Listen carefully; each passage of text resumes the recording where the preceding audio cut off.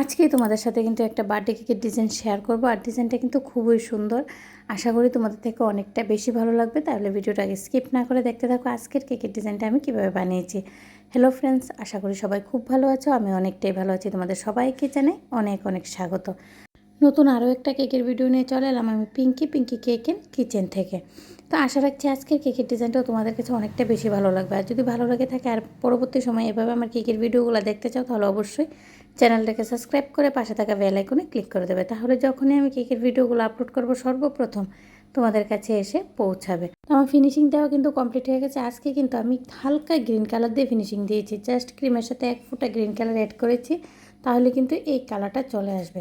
আর এখন আমি রেড কালারের জেল নিয়ে নিয়েছি, আর জেলটাকে কিন্তু আমি ভালো করে হাফ কেকের মধ্যে লাগিয়ে দেবো আর একটু ড্রিপিংও করে দেবো, দেখতে যাতে একটু ভালো লাগে। জেলটা ব্যবহার করার আগে কিন্তু ভালো করে স্মুথ করে নিতে হবে, তা না হলে কিন্তু ফিনিশিংটা একদম ভালো লাগবে না। তো আমি ভালো করে স্মুথ করে নিয়েছি আর হাফ কেকের মধ্যে কিন্তু ভালো করে লাগিয়ে দিয়েছি আর সুন্দর করে ফিনিশিংটাও দিয়ে দিয়েছি।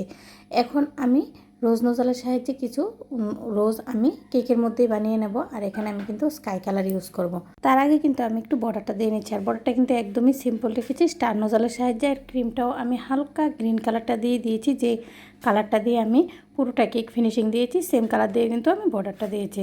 এখন দেখো, আমি প্রথমে ভেবেছিলাম যে এইভাবে রোজগুলো দেবো, তারপর আমার মাইন্ড চেঞ্জ হয়ে গেছে। আমি ভেবেছি যে না, সেমভাবেই বানাবো কিন্তু কেকের মধ্যেই বানিয়ে নেব। তো আমি এখানে কিন্তু রোজ নোজাল ইউজ করেছি।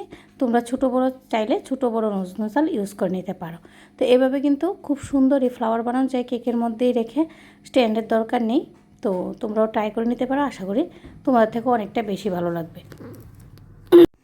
তারপরে কিন্তু আমি ফ্লাওয়ারগুলো রেডি হয়ে গেলে কিছু সুগার বল কেকটার মধ্যে ইউজ করব। আর ফ্লাওয়ারগুলোর মিডলে কিন্তু কিছু ব্ল্যাক কালারের সুগার স্টিক আমি ইউজ করেছি। ফ্লাওয়ারগুলোর মিডলে ব্ল্যাক কালারটা দেওয়ার কারণে কিন্তু ফ্লাওয়ারগুলো আরও দেখতে ভালো লাগছে, তার জন্য কিন্তু ব্ল্যাক কালার দিয়েছি। তোমরা চাইলে অন্য কালারও দিতে পারো।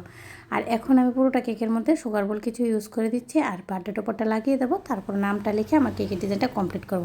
তো অবশ্যই জানাবে কেমন হয়েছে। আজকের মতো এই পর্যন্তই। নেক্সট টাইম নতুন আরও একটা ভিডিও নিয়ে আবারও দেখা হবে। সবাই খুব ভালো থাকো। রাধে রাধে ফ্রেন্ডস।